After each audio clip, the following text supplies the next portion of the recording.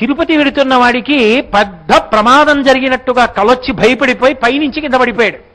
ఒక్కనాటికి కింద పడడం 6 అడుగుల బలవున్నాయన ఆయనకి పైనుంచి కింద పడడం కుదరదు, ఎందుకంటే 2 గొలుసులు అడ్డుకుంటాయి ఆయన్ని.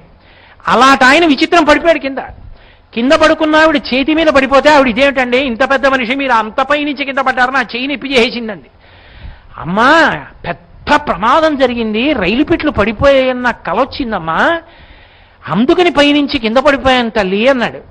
ఇప్పుడు అలా పడిపోయాను అన్న వ్యక్తి మళ్ళీ ఎక్కి పడుకున్నాడు.